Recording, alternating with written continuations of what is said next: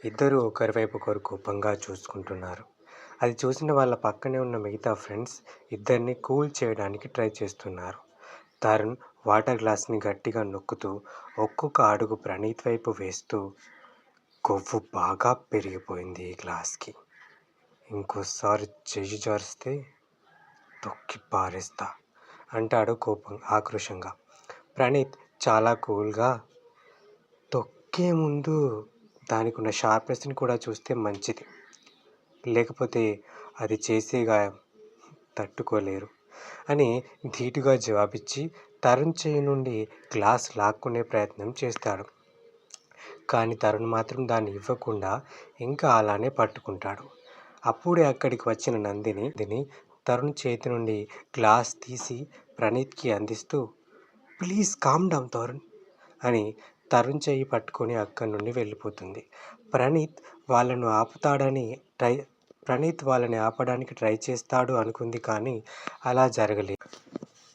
ఇటు అతని పక్కనే ఉన్న ఇద్దరు ఫ్రెండ్స్ కూడా ప్రణీత్ ఏమీ మాట్లాడకపోవడం చూసి కోపంగా, "రేయ్, ఏంట్రా వాళ్ళని అలా వదిలేసావు? నిన్న మనకు జరిగిన ఇన్సల్ట్ మర్చిపోయావా?" అంటాడు ఉదయ్.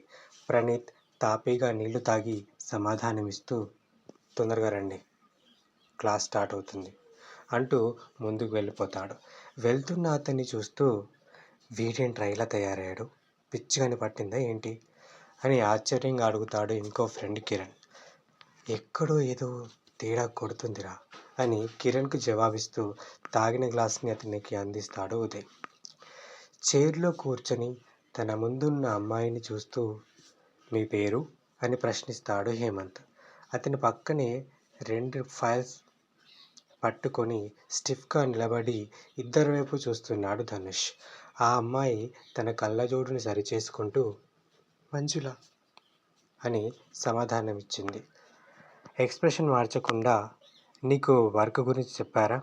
ఐ మీన్ ఇంతకుముందు మా అసిస్టెంట్స్ చెప్పింది విన్నావా?" అని అడుగుతాడు. ఆమె తలుపుతూ, "హా సార్, విన్నా" అంటుంది. "టర్మ్స్ అండ్ కండిషన్స్ మీకు ఓకేనా?" "ఓకే సార్" అంటూ ఆ అమ్మాయి జవాబివ్వగానే చిన్న సర్కాస్టిక్ స్మైల్తో ఆమె వైపు చూస్తూ, "ఒక చిన్న క్వశ్చన్. మీ గ్రాండ్ మదర్ చెప్పిన ఏదైనా ఒక చిన్న కథ చెప్పండి" అని అడుగుతాడు. అది విన్న ఆమె చిన్నగా ఆలోచనలో పడిపోతుంది. ఇటు ధనుష్ కొంచెం కిందకు వంగి, "రే, ఇంటర్వ్యూలో ఎవరైనా ఇలాంటి ప్రశ్న అడుగుతారా?" అని చెవిలో అంటాడు.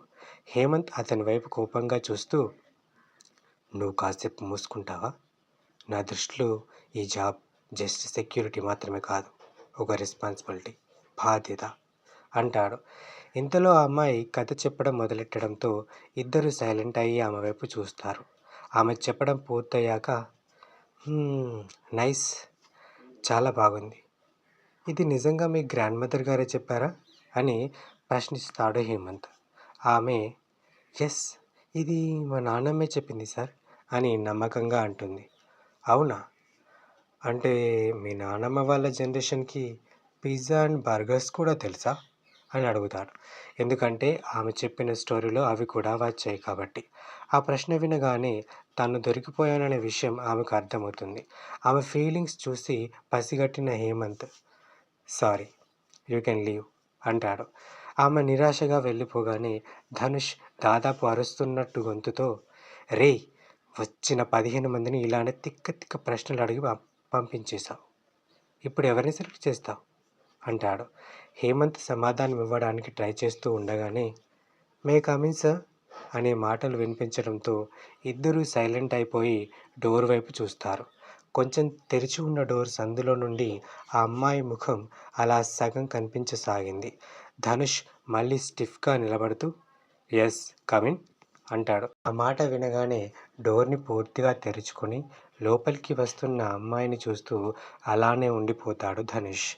అతని కన్నులకు అంతులేని ఆనందం లభించిందా అన్నట్టుగా అలానే చూస్తున్నాడు. నడుస్తున్నప్పుడు ఆమె కురులు అటు ఇటు కదులుతుంటే ఆ అల్లరి తనలో కలుగుతున్నట్టుగా ఫీల్ అవుతున్నాడు.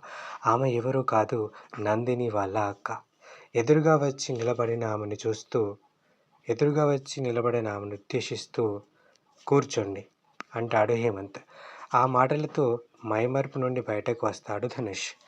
థ్యాంక్స్ సార్ అని కూర్చున్న ఆమెను చూస్తూ, మీరు ఇంటర్వ్యూకే వచ్చారా అని అడుగుతాడు ఆమె చేతిలో ఉన్న ఫైల్ని చూస్తూ.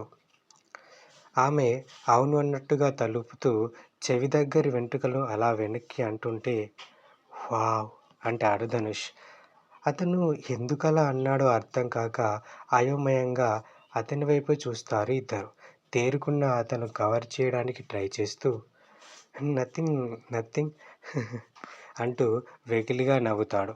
హేమంత్ కోపంగా చూడగానే సైలెంట్ అయిపోయి ఆమె వైపు చూస్తూ ఉండిపోయాడు. మీ పేరు లిస్టులో లేదు మరి అని హేమంత్ అడగగానే, అది ట్రాఫిక్లో కొంచెం లేట్ అయింది సార్, నేను వచ్చేసరికి లిస్ట్ పంపించారు, సో అందుకే అని ఆగిపోతుంది. ఆమె ఉద్దేశం అర్థం చేసుకున్న హేమంత్, ఓకే మీ ఫైల్ అన్నీ ఏం వద్దు, బ్రీఫ్గా మీ గురించి చెప్పండి అని అంటాడు హేమంత్. నా పేరు మాలిక, మా నాన్న పేరు పురుషోత్తం అంటూ చెప్తుంది. మాలిక చెప్తూ ఉంటే ఇద్దరు ఆమె వైపే చూస్తున్నారు. ఇద్దరిలో ఒకరు ఆమె సమాధానాన్ని వింటుంటే ఇంకొకరు ఆమె పేదాలను, కన్నులను చూస్తున్నారు. ఆమె వేసుకున్నది నార్మల్ డ్రెస్ అయినా కానీ ఆమె ధనుష్కు అప్సరసలా కనిపిస్తుంది. కన్నార్పకుండా ఆమె వైపే చూస్తూ ఊహల్లోనే తేలిపోతుంటాడు ధనుష్. ఇంతలో, హో నైస్ మాలిక గారు, లేట్గా వచ్చాను అంటున్నావు, నీకు ఈ జాబ్ గురించి తెలుసా అని అడుగుతాడు. ఆమె ఉన్న పరిస్థితుల్లో ఇప్పుడు జాబ్ రావడం ముఖ్యం కాబట్టి వినకపోయినా కానీ తెలుసు, లాస్ట్లో కొంచెం విన్నా అని జవాబిస్తుంది. అయితే మీకు ఒక చిన్న ప్రశ్న, మీ చైల్డ్హుడ్లో ఎప్పుడైనా మీ నాన్నమ్మతో కలిసి బయటకు వెళ్ళారా, వెళ్తే ఏం చూశారు, ఏం చేశారు అని అడుగుతాడు. ఆ ప్రశ్న విన్న ధనుష్ ఆశ్చర్యంగా అతని వైపు చూస్తాడు. అలా చూస్తూనే, వీడు మారడు, ఇంత అందమైన అమ్మాయిని అడగాల్సిన ప్రశ్న ఇది అని మనసులో అనుకుంటూ ఉంటాడు. ఇటు మాలిక మాత్రం చాలా స్పష్టంగా, హా వెళ్ళాను, కానీ 2 సార్లు మాత్రమే అంటూ ఆమె చెప్తూ ఉంటుంది. ఆమె చెప్పేది ఆ ఇద్దరికి చాలా ఎక్సైట్మెంట్గా అనిపిస్తుంది.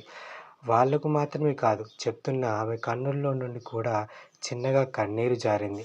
చివరగా ముగిస్తూ, ఆ రోజు మా నాన్నమ్మ చెప్పిన ఆ మాట వల్లే మేము ఇప్పటికీ అంటూ ఆగిపోతుంది.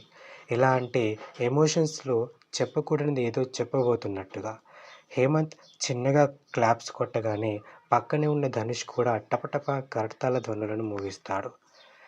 Excellent, you are selected for this job అంటాడు హేమంత్. సంతోషంతో హేమంత్ వైపు చూస్తూ, thank you so much sir అంటుంది మాలిక. హేమంత్ కుర్చీ నుండి లేచి ముందుకు వస్తూ, నో మెన్షన్, మీ జాబ్ ఏంటో నేను ఇంకా క్లారిటీ ఎక్స్ప్లెయిన్ చేస్తా పదండి అంటూ క్యాబిన్లో నుండి బయటకు వస్తాడు. అతని వెనకాలే ధనుష్, వాళ్ళిద్దరిని అనుసరిస్తూ మాలిక. కొన్ని నిమిషాల్లోనే వాళ్ళు ఆఫీస్ నుండి బయటకు వస్తారు. అసలు ఏం జరుగుతుందో అర్థం కాక అయోమయంగా చూస్తూ ఉంటుంది చేతులను ఫైల్స్ పట్టుకొని మాలిక. పార్కింగ్ ఏరియాలోకి రాగానే ఎదురుగా ఉన్న ఒక కారు వంక చూస్తూ, నువ్వు అందులో వెళ్ళి కూర్చో అంటాడు నవ్వుతూ ధనుష్. అతని వెకిలి నవ్వు ఆమెలో ఏదో అనుమానానికి తెరలేపింది. విషయం ఏంటో అడగాలనుకుంది, కానీ జాబ్ గురించి తనకి తెలుసని ముందే చెప్పి ఉండడం వల్ల తిరిగి ఎక్కువ మాట్లాడలేకపోయింది. అలా అని చెప్పి ఆ కారులో వెళ్ళి కూర్చోలేక అక్కడే నిలబడిపోయింది. ఇంతలో వేరే కారులో వచ్చి ఆమె ముందు ఆగుతూ, ఏమైంది, కారులో కూర్చో అంటాడు హేమంత్. ఆలోచన నుండి మేల్కొన్న ఆమె, హా హా సార్ అంటూ ఒక్కొక్క అడుగు కారు వైపు వేస్తుంది. అప్పటికే డ్రైవర్ కార్ స్టార్ట్ చేసి ఉంచాడు. కార్ డోర్ తీస్తుంటే డ్రైవర్ ముసిముసిగా నవ్వడం ఆమె కంటపడింది. అది చూడగానే ఆమె మనసులోని అనుమానం రెట్టింపైంది. డోర్ ఓపెన్ చేసి అలానే చూస్తున్న ఆమెని చూస్తూ, ఏంట్రా ఈమె ఇంతసేపు చేస్తుంది, నేను మళ్ళీ రిటర్న్ అవ్వాలి, క్లయింట్తో మీటింగ్ ఉంది, తొందరగా ఎక్కమని చెప్పు అంటాడు డ్రైవర్ సీట్ పక్క సీట్లో కూర్చున్న హేమంత్. డ్రైవర్ సీట్లో కూర్చున్న ధనుష్, హలో కొంచెం తొందరగా ఎక్కుతావా, మాకు పనులున్నాయి అంటూ దాదాపు అరుస్తున్నట్టుగా అంటాడు. ఇక చివరన ఒక డెసిషన్‌కి వస్తూ ఇక చివరన ఒక డెసిషన్స్ చిన్నగా ఒక శ్వాస లోపలికి తీసుకొని ఎక్కుతుంది. చివరగా డ్రైవర్ కార్ స్టార్ట్ చేస్తాడు.